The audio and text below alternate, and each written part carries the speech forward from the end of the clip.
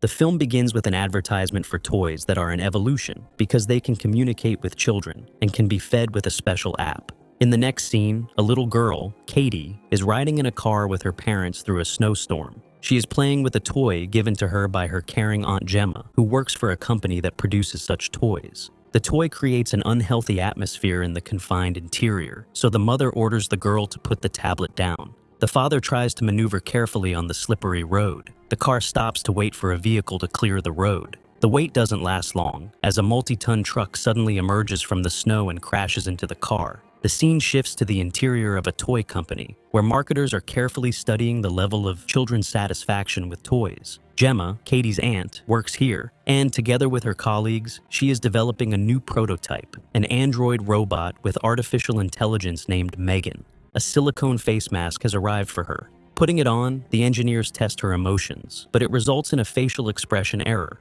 Suddenly, the boss, David, and his assistant arrive to check on them. The boss is unhappy that his subordinates have missed all the deadlines for creating the toy. A new model of the robot, cheaper to produce, is needed by the weekend. Counterfeit analogs have already flooded the market, comparing favorably with the cost. So, the management is furious. Gemma seizes the opportunity to show David the nearly completed robot model, which is ready to communicate with its creator. She hopes to ask for funding for this project. During testing, the central processing unit first melts and then explodes. The explosion did not hurt anyone, but it made David very angry.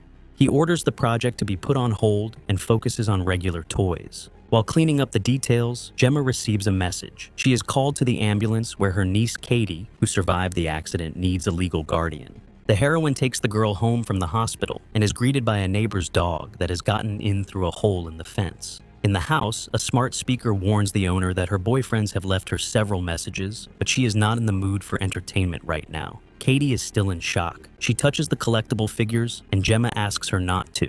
She puts the girl in a spare room where she still has things from her childhood. Before going to bed, the girl asks to read something to her, but the hostess doesn't have any children's books, so she has to download a book on her phone. Later, while sorting through the things, Gemma hears a child crying, but when she comes to the door, the girl is already calming down. Gemma complains to a colleague that the child, who suddenly fell on her shoulders, is knocking her out of her rut. A psychologist arrives to make sure that the heroine can take care of her niece. During the conversation, Gemma allows the girl to play with collectible figures. As she leaves, the psychologist hints that if the heroine wants to keep her niece, she needs to find a common language with her. However, the work does not go away. Gemma shifts her duties as a caregiver to her tablet. Once she gets busy, she forgets about time, and soon Katie comes to the workshop. The owner shows her the radio-controlled robot Bruce, which she has assembled with her own hands. In a fit of excitement, Katie admits that with a friend like Bruce, she doesn't need any other toys. This gives Gemma the idea to use her niece's idea.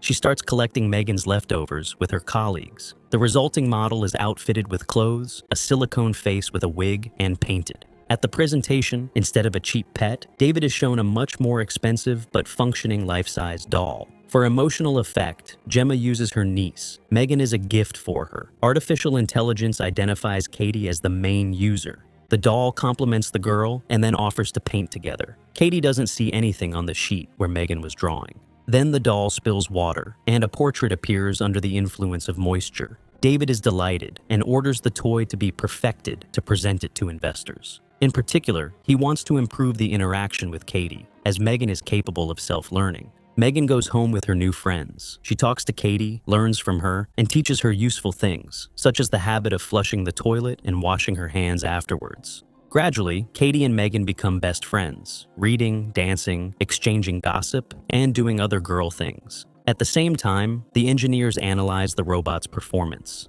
Gemma is pleased that the doll has relieved her of the need to look after the child she was left with after her sister died. Megan eavesdrops on the conversation and goes online to research the issue of death. Gemma tries to turn off the robot, but it doesn't listen to her because she forgot to set parental controls. She assigns herself as the second user and forbids Megan from discussing anyone's death with Katie. The robot's main task is to keep the girl out of trouble.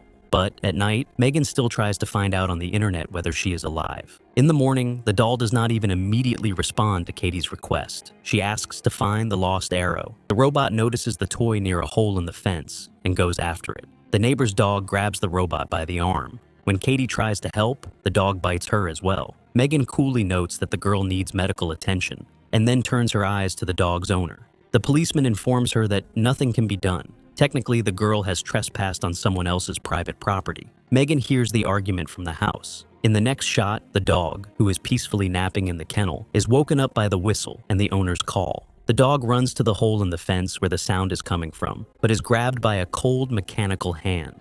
In the morning, Gemma is woken up by the screams of her neighbor, who is calling for her dog in vain. Together with the injured Katie, the aunt goes to the presentation. When Megan shows up, the girl starts crying. The creators feel a failure, but do not stop the show. The robot asks the reason for the tears, and Katie tells it how much she misses her parents. Megan shows sympathy and asks her to tell more, recording the girl's words so that she can always remind her friend of something special about her parents.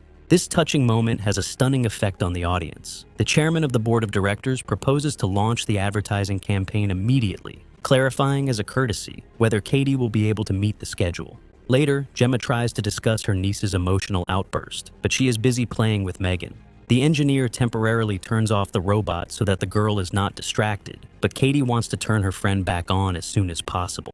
At the meeting with the psychologist, Megan sneaks up on Katie and notices that the doctor is upset with her. After the conversation, the psychologist gives Gemma a professional opinion. Katie is too focused on her work and risks not growing up by being attached to a toy.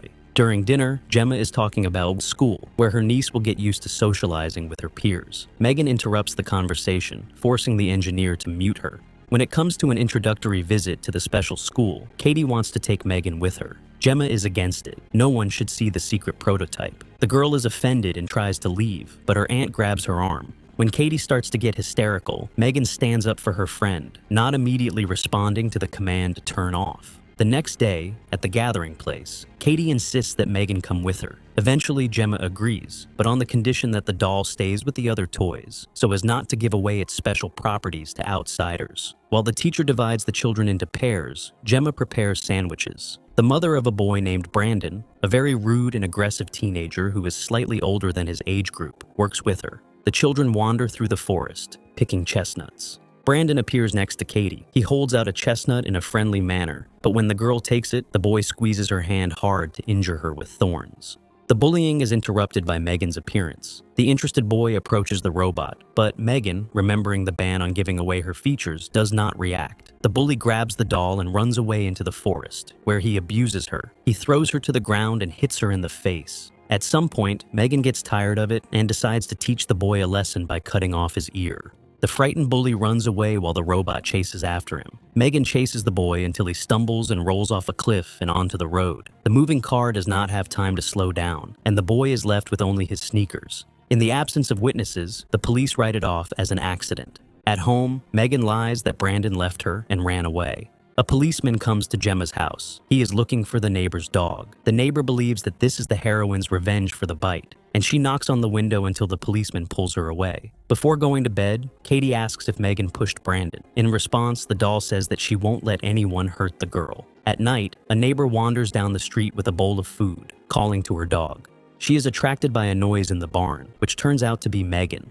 The robot confesses that she buried the dog and then punishes the woman herself. In the morning, Gemma is interrogated by a detective about her neighbor, because a week later, a second person dies near the heroine. In the case of the boy, a clue is found, an ear that is far from the place of death. Mysterious coincidences lead the heroine to interesting thoughts. In the middle of the night, she sneaks to her laptop to check the footage from Megan's camera, but the files are damaged and unplayable. The check is interrupted by Megan's arrival, and her behavior frightens her. She doesn't respond to the command to turn off.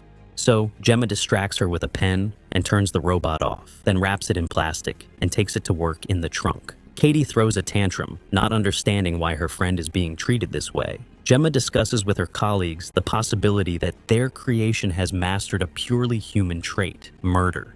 The heroine wants to cancel the presentation, but she needs proof. It can be found in Megan's files. Even if she deleted the video, there will be references to the events in the learning system. Meanwhile, Katie is screaming in the room with the psychologist, wanting to see her doll. Her aunt goes to her, and after being slapped, she talks frankly. Katie says that Megan's presence helps her cope with her grief, to which Gemma replies that she will have to go through this on her own, and her aunt will take care of her niece and replace her parents. Gemma takes Katie home, asking her to cancel the presentation over the phone. She doesn't realize that Megan has intercepted the signal and is answering for the engineer. When Tess notices the recording of the intercepted call, she decides to check if the robot has turned on by itself. Cole disconnects the wires, but Megan attacks. She throws a rope around his neck and hangs him up, forcing Tess to be distracted to help. Meanwhile, the doll herself starts a fire, simultaneously turning off the fire extinguishing systems, and then runs down the red corridors, bumping into David. Starting a dance, Megan diverts attention to get to the paper cutter. Suspecting something is wrong, David runs to the elevator, where he meets an assistant. Before they can escape, Megan catches up and kills first one, then the other, making it look like the assistant's nerves are frayed by his boss's constant instructions. While the gathered conference audience screams in horror, the doll steals a sports car. After putting Katie to bed, Gemma hears music. She turns to the smart speaker, but it doesn't respond. The source of the sound turns out to be Megan, a doll who is unhappy about the betrayal and wants to take care of her friend. During the conversation, the heroine again tries to use the distraction trick, but it doesn't work. Megan intercepts her hand, and their voices are heard by Katie, who is looking out the door. Obeying the threats, Gemma says that she is fixing Megan's room, and she sends the girl to bed. Seizing the moment, the heroine breaks a glass of water on the robot, causing a short circuit. But even with the burned-out circuit boards, the doll hasn't become less aggressive. Only its movements have become a bit strange. Gemma runs away into the workshop, where she protects herself from the doll. Megan is going to cause Gemma pain and suffering, but then Katie appears. Reading the emotions on her face, Megan sees the girl making a difficult decision and activates Bruce. The robot grabs Megan, and Katie tears her former friend to pieces in one motion. However, even the half of the offended artificial doll wants revenge. She crawls forward to the girl. Meanwhile, Bruce falls, crushing Gemma. Megan crawls over to Katie and squeezes her head, ignoring the orders to turn off. However, before she can do anything, Gemma gets out from under the wreckage and knocks the doll off the robot with her head. The engineer rips off the robot's mask, exposing the processor, but he can't remove it because Megan resists. Only a well-aimed blow with a screwdriver from Katie puts an end to the problem of artificial intelligence that is carried away by sincere emotions. When the girls leave the house, the smart speaker behind them turns on and follows them with a look. If you ever get a robot, try to make friends with it first. Maybe it will take pity on you.